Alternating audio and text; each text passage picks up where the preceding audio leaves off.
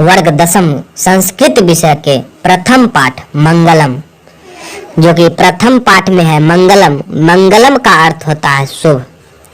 और इस अध्याय में हम लोग उपनिषद के बारे में पढ़ेंगे। उपनिषद की चर्चा की जाएगी इस अध्याय में।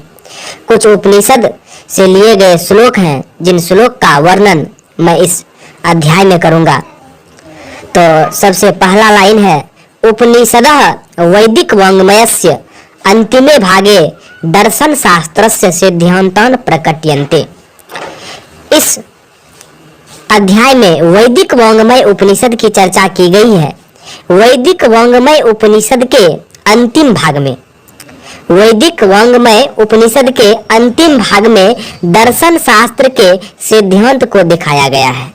यहाँ से भी परीक्षा में एक क्वेश्चन रहता है कि वैदिक वाङ्मय उपनिषद के अंतिम भाग में किसके सिद्धांत को दिखाया गया है, तो आंसर होगा दर्शन शास्त्र के सिद्धांत को दिखाया गया है। अगला लाइन है, सर्वत्र परम पुरुषस्य परमात्मनः महिमा प्रधानतया ज्ञायते। सर्वत्र मतलब सभी जगह, सभी जगह परम पुरुष परमात्मा की महिमा का मुख्य रूप से गायन हुआ है, मुख्य रूप से वर्णन किया गया है। तेन परमात्मना जगत व्याप्तानुशासितं चास्ति, और जो है उसी परमात्मा से यह जगत जो है, यह संसार जो है व्याप्त और अनुशासित है। कहने का अर्थ है कि जो परम पिता परमेश्वर है, उसी की कृपा से यह संसार व्याप्त और अनुशासित है, उसी के अनुसार यह संसार चलती है। स्व एव सर्वेषां तपसां परम लक्ष्यम, और सभी के तपस्याओं का सबसे बड़ा लक्ष्य जो है उसी को प्राप्ति करना है। जितने भी तपस्वी लोग हैं उनके तपस्या का परम लक्ष्य जो है उसी की प्राप्ति करना है। अस्मिन् पाठे परमात्मा परा उपनिषदां पद्यात्मका पंचमंत्राः संकलिताः सन्ति।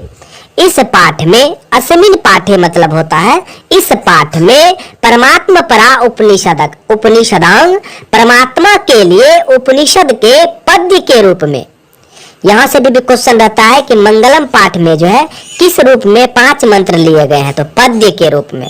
तो इस पाठ में परमात्मा की प्राप्ति के लिए उपनिषद के पद्य के रूप में 5 मंत्र लिए गए हैं।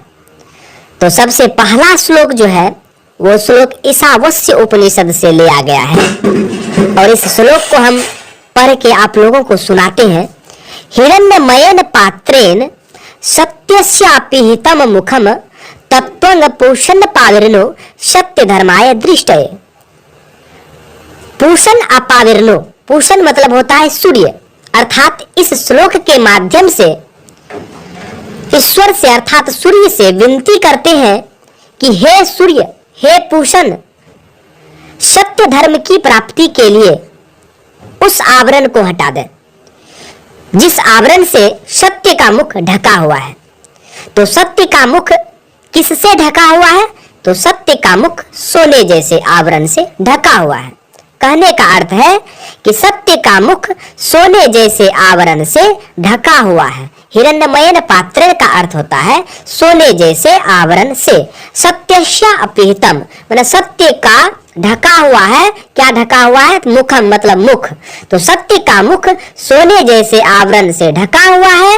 हे सूर्य, सत्य की प्राप्ति के लिए सत्य धर्माय दृष्टये मतलब सत्य धर्म की प्राप्ति के लिए उस आवरण को हटा दें।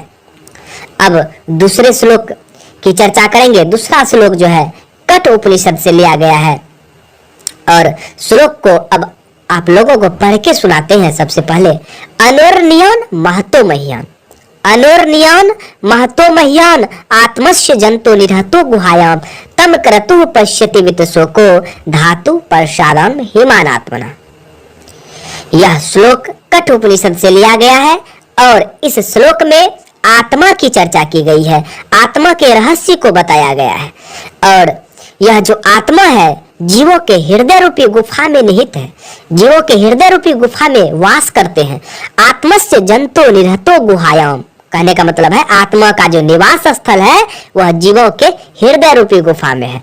अनोर्नियन महतो मह्यान, अनोह और अन्यन यहाँ पे 2 शब्द है, और अनो मतलब सूक्ष्म से अर्थात छोटा से, अन्यन मतलब छोटा, सूक्ष्म से सूक्ष्म, और महतो मह्यन मतलब महान से महान। तो यह जो आत्मा है, यह आत्मा जीवों के हृदय रूपी गुफा में निवास करती है, और इसका स्वरूप जो है, इसका आकार जो है, यह छोटा से छोटा और बड़ा से बड़ा अर्थात सूक्ष्म से सूक्ष्म और महान से महान है। यहाँ से भी क्वेश्चन रहता है एग्जाम में कि आत्मा का स्वरूप क्या है। मंगलम पाठ के आधार पर बताएं कि आत्मा का स्वरूप क्या है। तो आंसर हो जाएगा कि मंगलम पाठ के आधार पर आत्मा का जो स्वरूप है वो सूक्ष्म से सूक्ष्म और महान से महान है, जो जीवों के हृदय रूपी गुफा में वास करती है। अब आगे है तम क्रतु पश्यति वित्त शोको धातु प्रसादन हिमानात्मना। और जो विद्वान लोग हैं वो शोक रहित होकर के ईश्वर की कृपा से उस आत्मा की महिमा को जान लेते हैं। तो जो भी विद्वान उस आत्मा की महिमा को जानते हैं वह विद्वान जो है शोक रहित हो जाते हैं। शोक रहित होकर के ही हम उस आत्मा की महिमा को जान पाते हैं। अब अगला श्लोक है मुंडक उपनिषद से। मुंडक उपनिषद से श्लोक है और इसमें जो है सत्य की चर्चा की गई है। सत्य के बारे में जानेंगे। सत्यमेव जयते, बड़े बड़े गाड़ी के पीछे में भी लिखा हुआ होता है सत्यमेव जयते। इसका अर्थ हुआ कि सत्य की ही जीत होती है। सत्यमेव जयते बड़ा अच्छा लाइन है। न निरतम मतलब झूठ की नहीं, सत्य की जीत होती है लेकिन झूठ की नहीं। सत्यन पंथा वित्तो देव्यान, और सत्य का जो रास्ता है, सत्यन पंथा सत्य से जो है देवता लोक का रास्ता विस्तृत होता है। सत्य के माध्यम से हम देवलोक तक पहुंच सकते हैं। ये न क्रमंत ऋषियो हयाप्त कामा यत्र तत् सतस्यम परम निधानम। और जो मोक्षार्थी ऋषि लोग हैं, वैसे ऋषि लोग जो मोक्ष पाना चाहते हैं वो उस परम स्थान को, जो सत्य का जो सबसे परम स्थान है, परम जगह है, सबसे श्रेष्ठ स्थान जो है, उसको प्राप्त कर लेता है मोक्षार्थी ऋषि लोग। अब आगे है फिर मुंडक उपनिषद से श्लोक लिया गया है। और मुंडक उपनिषद से श्लोक इसमें कहा गया है कि यथा नद्यः छन्दमाना समुद्रे अष्टं गच्छन्ति नाम रूपे विहाय तथा विद्वान नाम रूपाद विमुक्तः प्रात प्रंग पुरुषमुपैति दिव्यम। कहने का अर्थ है कि जिस प्रकार से नदियां, यथा नद्यः मतलब होता है कि जैसे नदियां, अर्थात जिस प्रकार से नदियां। तो कैसी नदियां? तो छन्दमाना मतलब बहती हुई नदियां। जिस प्रकार से बहती हुई नदियां समुद्र में अष्टं गच्छन्ति नाम रूपे विहाय, समुद्र में चली जाती है। तो कैसे चली जाती है? अपने नाम रूप को छोड़ करके। जिस प्रकार से बहती हुई नदियां अपने नाम रूप को छोड़कर समुद्र में मिल जाती है, तथा मतलब उसी प्रकार से, तथा विद्वान नाम रूपाद विमुक्तः, ठीक उसी प्रकार से विद्वान भी अपने नाम रूप से विमुक्त हो जाते हैं और परमात्मा के दर्शन पा लेते हैं। वह परम पुरुष परमात्मा जो है उसके दर्शन पा लेते हैं।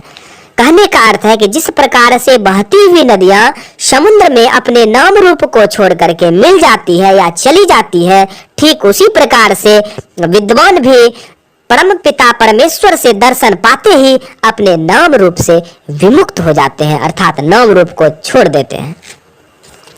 अब अगला श्लोक जो है वो है श्वेताश्वतर उपनिषद से। श्वेताश्वतर उपनिषद से जो श्लोक लिया गया है उस श्लोक को हम पढ़ करके पहले आप लोगों को सुनाते हैं। वेदाहमेतम पुरुषम महांतम आदित्य वर्णं तमशः प्रस्तात् तमेव विदित्वाति मृत्यु में ते नान्यः पंथा विद्यते अयनाय। वेदाहमेतम पुरुषम महांतम कहने का अर्थ है कि मैं जो हूँ उन वेद स्वरूप परम पुरुष परमात्मा को जानता हूँ। मैं उन वेद स्वरूप जो है परम पुरुष परमात्मा, मैं उनको जानता हूँ जो कि आदित्य वर्णं तमशः प्रस्तात्, जो कि सूर्य के समान है। किसके समान? सूर्य के समान है।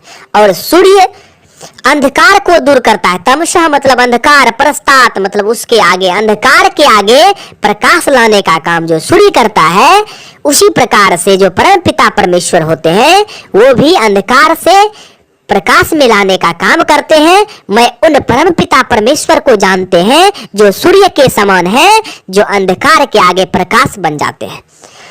तमेव विदित्वाति मृत्यु में ती, उसी को जान करके मृत्यु मेति मतलब मृत्यु मत्यति मतलब मृत्यु को पार कर जाते हैं। उसी परमपिता परमेश्वर को जान करके, जो कि सूर्य के समान है, अंधकार के आगे प्रकाश देते हैं, उसी के समान जो परमात्मा है, उन्हीं को जान करके मृत्यु पर विजय प्राप्त कर लेते हैं। तमे विदित्वाति मृत्यु मेति, मृत्यु को पार कर जाते हैं। नान्या पंथा विद्यते अयनाय, और इसके अलावा और कोई दूसरा रास्ता नहीं है। धन्यवाद। आज के लिए बस इतना ही, और अध्याय समाप्त होता है, और अगले वीडियो में हम प्रश्न उत्तर लेकर के आएंगे। आप इस चैनल पर बने रहें। शिक्षा से संबंधित वर्ग 10वीं के संस्कृत इंग्लिश विषय की पढ़ाई करने के लिए आप इस चैनल को सब्सक्राइब कर लें और वीडियो को लाइक कमेंट अवश्य करें।